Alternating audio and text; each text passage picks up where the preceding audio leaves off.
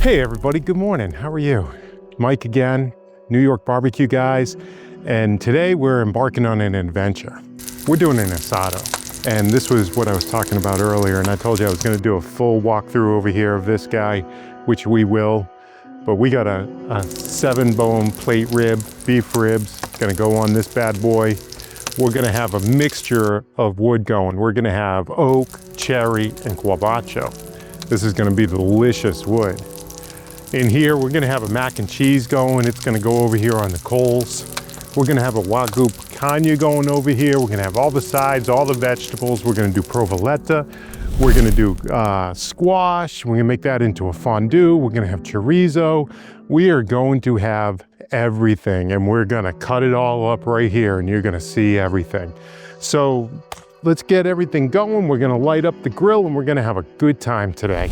Some kindling in here. And we're gonna go ahead and we're gonna start lighting this up. All right. Okay, so you can see the fire's starting to go. We got our rack right here. We're gonna take this rack off, but first we're gonna prep up these ribs. But what we're gonna do is we're gonna go ahead and we're gonna bust the seal here. We're gonna take these out. Now these are beautiful Argentinian plate ribs. Look at these ribs. Look at those ribs. Oh my gosh, are these things beautiful. So we'll go ahead and we're gonna dry them off. And then we're just gonna use Maldon flake salt. That's all we're using here. Okay, so I'm gonna go ahead and just get a little bit of oil, and then we're gonna coat them with a good amount of flake salt. See that? We're gonna just make sure we get the sides, and we really want these things coated in salt. All right, again, on this side, we're gonna go ahead and just give it a little wet. Now this is just an olive oil blend that I make myself. I don't buy blended oil, there's no reason to. Make it yourself, it's so much easier. These are all the pro tips that you're gonna find when you subscribe and get my newsletter. You definitely want that. We're gonna put these, we want the thicker side. The thicker side is gonna go closer to the flames. You're gonna line them all up. You want this to be as tight as you can to hold them. Give that a little bend down. And we're gonna go right here. So what we're gonna do is we're gonna line this up, and we're gonna go a little high to start, and we're gonna come on over here to the bone side. All right, so we're gonna take our salt, we're gonna put it back here because we really want to use up this salt, right? Why are we going to waste any of this salt? So we're going to take some more on all sides. I got some beautiful rosemary today. I love how rosemary and beef just works out great. Before they do that, let's just get a little twine down so we can get this going. So you put your twine down, you put your rosemary in the center. You take your ribeye, we're gonna go right here for the first wrap. Then we're gonna come in on the bottom, go under that rosemary, pull it back this way, cinch it tight. Okay, you wanna cinch it tight. Then we're gonna come back over here, we're gonna do the same thing. We're gonna come around, and we're gonna cinch it tight. Okay, then what we're gonna do, now I've seen some people, they drill a hole, they do all kinds of stuff, but what I'm gonna do is I'm gonna go ahead and I'm gonna tie off my knot on the bone right here. Okay, down on the low side. Okay, tie up the knot, and then I'm gonna make a loop, and we're gonna loop it on the top. So the reason I loop it on the top is we're gonna hang this on one of those hooks. Yes, we are. We're gonna get that hook going nice. We're gonna get this going nice. We're gonna cook this. This ribeye is gonna cook for 4 hours today. And when I cut it open, you're gonna be amazed because it's gonna be medium rare. It's gonna be cooked perfectly, but we're gonna go ahead and we're just gonna set this aside. Yeah, we're not quite ready. Now my picanha, I've actually dried it off. I've had it. This is starting to go nice. We're gonna rip this fire up. We're gonna get some coals. Now your fire management, you have to stay on point right now for your fire management because you don't want too much, you don't want too little, and you don't want it going out. So we're gonna go ahead This, look at the marbling in this is just amazing. So this picanha, again, we're gonna give it a good salt base. Now we're going to go fat cap down for 90% of this cook. All right, we're getting everything going. The fire is starting. I wanna just come on in here and show you a few things. So we got the ribs going, and what's in this pan over here? Let's come around this way. Ooh, and what is this? That is beef tallow and rosemary. We're gonna get this going in this pan, and then we're gonna do some rosemary potatoes because we're gonna turn those into brisket stuffed potatoes with a lasagna.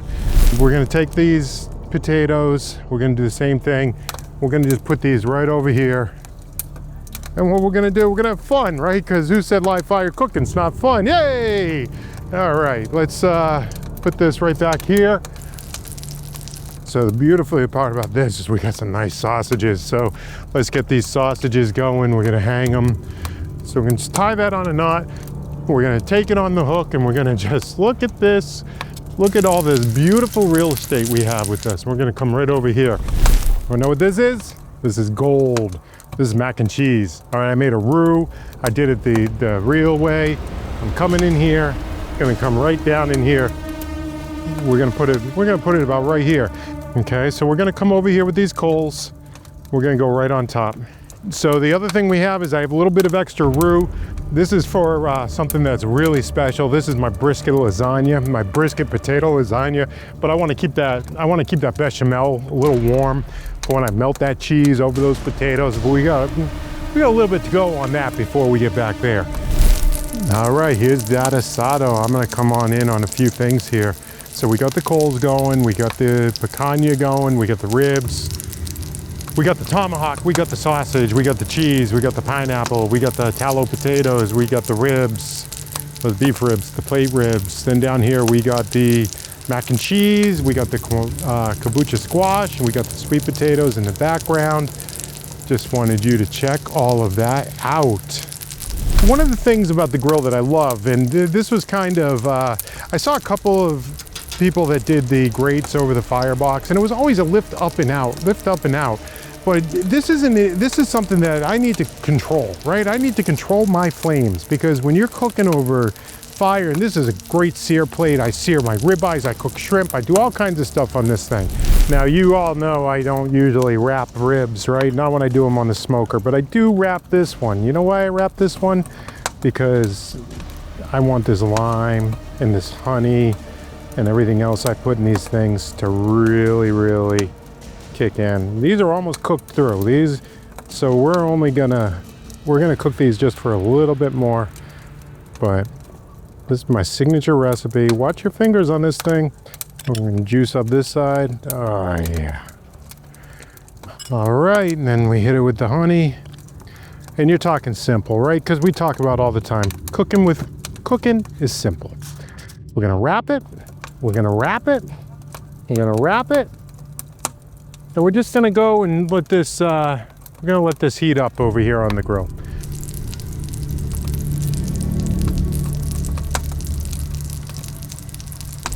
We're coming on into the first course, and we got this beautiful artisan bread. I got this right down the street from my house at an artisan bakery. They make it fresh. It's, oh my God, it's like still warm. It's gonna be so good. So we are ready to go. So what we're gonna do, we're gonna start with the bread, cut a couple pieces here. We're gonna do 3 nice little pieces. We're gonna take that homemade chimichurri. We're gonna give it a little drizzle on the bread. Now this is the chimichurri I made the other day. The only difference is today I added that nice aged red wine vinegar to it. All right, and 3 to a plate for an appetizer is a pretty appetizer, right? So we're gonna take our sausage. We're gonna go ahead and come and do 3 nice little slices. Let me tell you, this sausage is hot. This just came off the grill. All right, 3 little pieces. And then here's our provolone. Now, originally I was gonna do provoletta. This is not a traditional provoletta, but this is a New York cheese, homemade provolone that's a little aged and so good. And that is it. That's what we do. So I'm gonna actually serve that, so I'm gonna eat this. Now that is good. All right, So like I said, you don't walk away right now. You know, sometimes you don't need tools, you just need your hands. We want this thing going. Ah, yeah, look at that char, that baby. Come on, that's what we're looking for. This is live fire cooking at its best. So we had this thing on 3 hours. There you go. Look at that beautiful, beautiful piece of meat. That is a beautiful piece of meat right there. Look at that meat. Oh my goodness. Oh, I think we are ready to pull these ribs. So let's pull these ribs. We're gonna pull these ribs. Oh yeah, we're gonna pull these ribs. Now look at this bad boy. Ooh-wee. Look at this beautiful rack of ribs. Alrighty, we're just gonna slice a little bit off here. Oh yeah, baby! Come on, look at this piece. Who wants to try this one? Oh, perfect. All right, so we're gonna come in here. We're gonna go a little snip, snip, snip. Maybe I shouldn't use the word snip, snip, snip. I think a lot of guys out there know what I'm talking about. I think I'm gonna cut it right here. Ready? Watch this. Whoa! Come on, seriously, come on. Look at that. Look at that. Look at that. Ah, come on, baby. We're gonna do that. Ah, take a look at the chimichurri.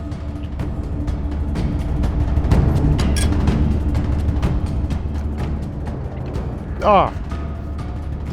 Look at that beautiful, beautiful ribeye. Okay, so that was a great cook. And we talk about asado. You know, what really is an asado? You know, to me, you know what an asado is? My family.